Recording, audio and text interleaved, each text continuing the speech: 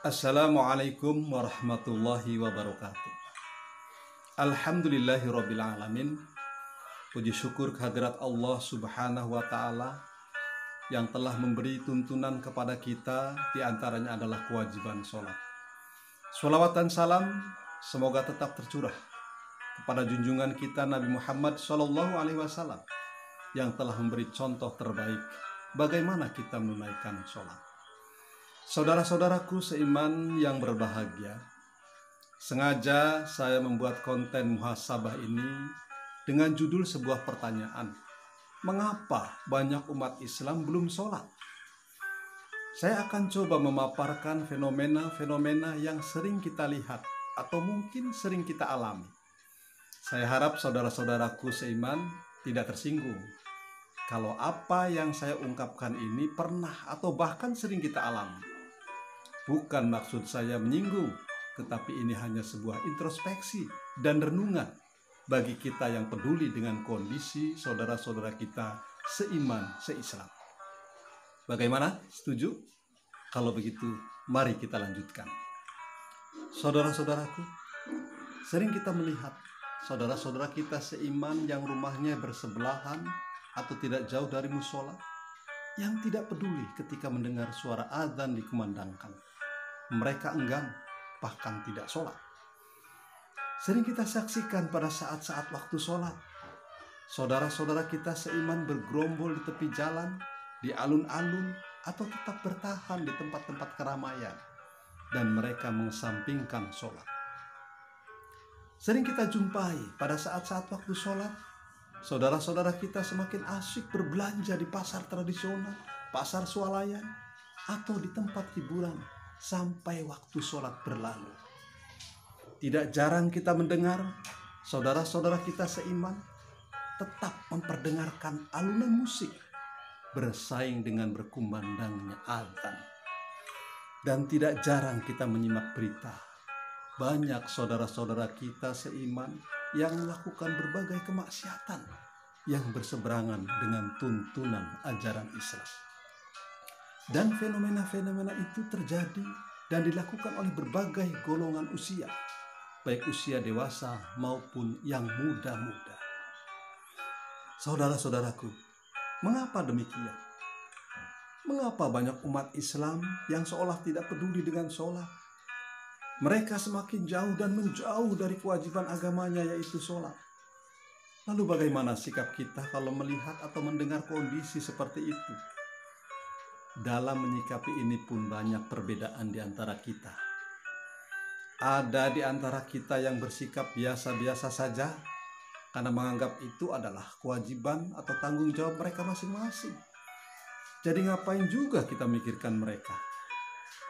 Ada yang prihatin, sedih, manakala melihat kondisi seperti itu. Ingin rasanya mengajak dan mengingatkan mereka, namun apa daya, keberanian dan kemampuan tidak ada. Bahkan tidak sedikit yang geram, gemas, marah. Namun kalau kemarahan itu diwujudkan, bisa terjadi ketidakharmonisan, perselisihan, atau bahkan dituduh melanggar HAM.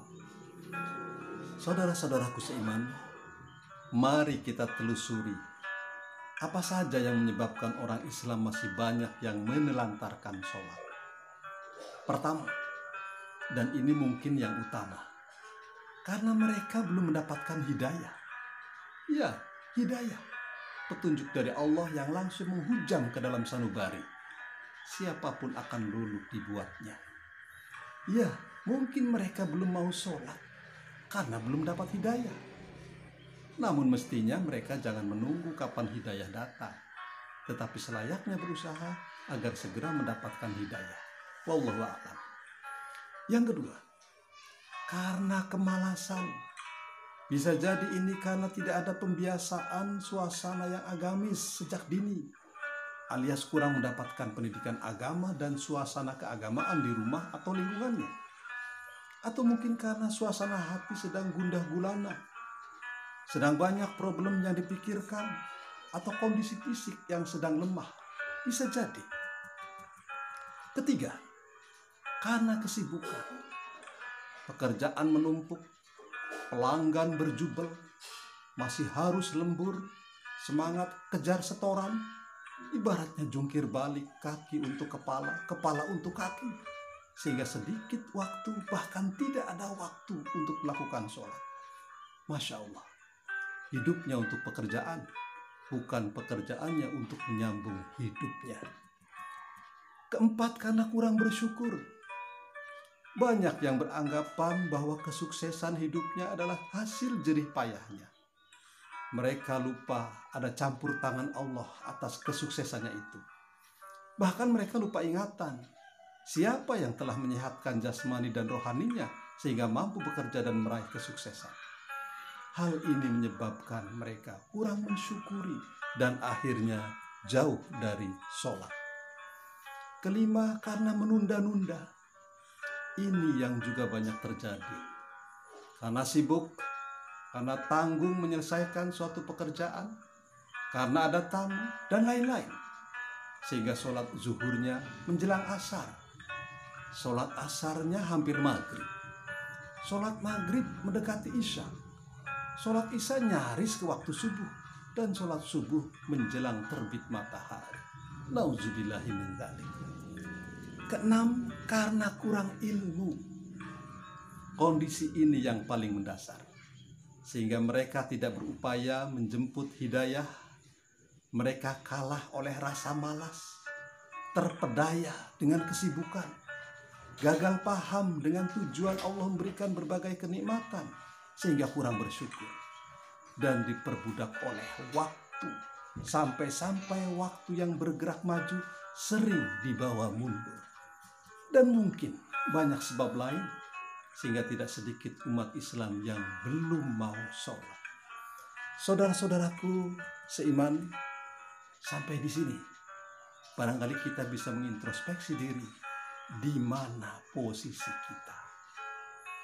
Tibalah saatnya sekarang untuk membuka tabir keutamaan sholat, sehingga Allah memerintahkan kita untuk menegakkan dan menjaga sholat.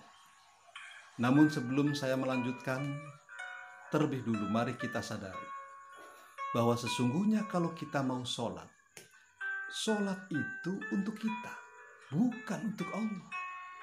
Tidak ada pengaruhnya bagi Allah kita sholat atau tidak, sebab sholat adalah kebutuhan kita, karena memang dengan sholat kita akan selamat. Maka jadikan sholat sebagai kebutuhan, bukan sebagai beban. Kenapa? Saudara-saudaraku seiman, mari kita perhatikan. Ternyata banyak dan luar biasa keutamaan sholat itu. Mudah-mudahan dengan kesabaran saudara-saudaraku menyimak video ini akan lebih memperkaya pengetahuan kita tentang sholat. Keutamaan yang pertama, sholat adalah amal yang pertama dihisab. Rasulullah SAW bersabda, yang pertama kali akan dihisab dari seseorang pada hari kiamat adalah sholat. Jika sholatnya baik, maka akan baik pula seluruh amalnya. Jika sholatnya rusak, akan rusak pula seluruh amal perbuatannya. Hadis riwayat Tirmidzi. Ternyata sholat menjadi penyebab diterimanya amal kita. Kalau kita ibaratkan, jika kita masukkan air ke dalam keranjang yang bolong dan rusak, maka airnya akan terbuang dan sia-sia. Tetapi jika air itu kita masukkan ke ember atau tempayan yang rapat dan baik, maka ember atau tempayan itu akan terisi sepenuhnya. Artinya jika sholatnya rusak, semua amalan kita akan sia-sia. Tapi manakala sholatnya baik, semua amalan kita akan dinilai baik oleh Allah dan diterima. Kemudian keutamaan yang kedua, sholat adalah sebaik-baik amalan setelah syahadat. Dari Abdullah bin Mas'ud, ia berkata, aku pernah bertanya kepada Rasulullah SAW, wahai Rasulullah, amalan apakah yang paling afdol? Nabi menjawab, sholat pada waktunya. Lalu aku bertanya lagi, lalu apa lagi amalan yang lebih afdal? Berbakti kepada kedua orang tua, jawab Nabi. Lalu apa lagi wahai Rasulullah? Aku bertanya lagi. Nabi menjawab, jihad di jalan Allah. Hadis riwayat Bukhari. Ini bukti bahwa derajat sholat di atas bakti kepada orang tua dan jihad fi sabilillah. Kemudian keutamaan yang ketiga, sholat adalah tiang agama. Nabi SAW bersabda, sholat adalah tiangnya agama. Barang siapa mendirikannya, maka sungguh ia telah menegakkan agamanya, yaitu Islam. Dan barang siapa meninggalkannya, maka sungguh dia telah merobohkan agamanya. Hadis riwayat Baihaqi.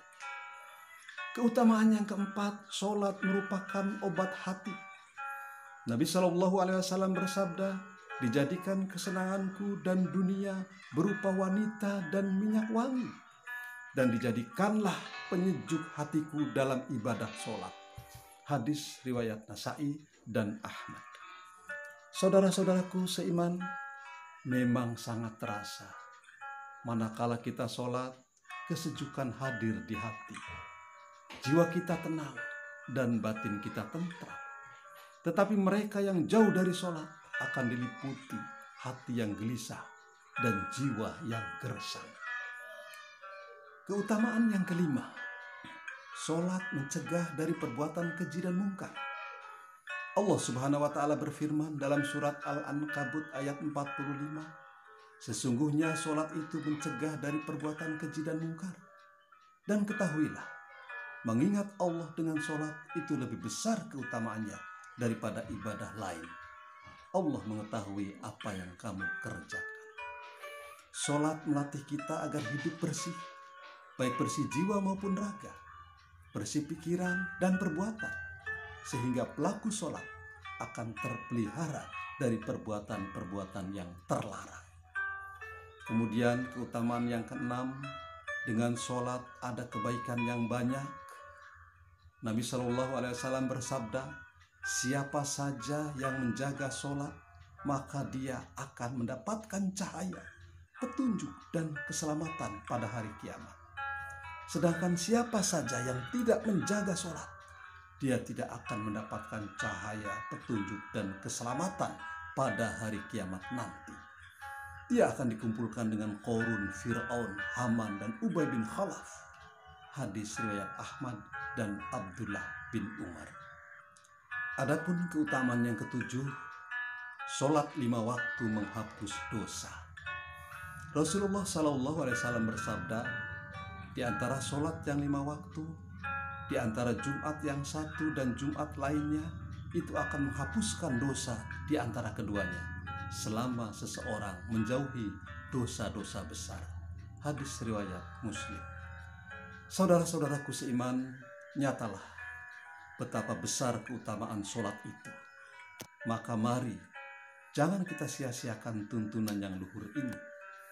Saudara-saudara kita yang seiman, yang saat ini masih belum mau sholat, ayo kita ajak agar mereka menyadari betapa pentingnya sholat bagi kehidupan, baik kehidupan di dunia maupun di akhirat kelak. Mulai dari diri kita, anak-anak dan keluarga kita, para tetangga, sahabat-sahabat kita, dan akhirnya merembet ke saudara-saudara kita yang seiman dimanapun. Semoga melalui muhasabah ini dampak dan manfaatnya bisa lebih meluas lagi. Amin ya rabbal alamin. Fastabiqul khairat. Wassalamualaikum warahmatullahi wabarakatuh.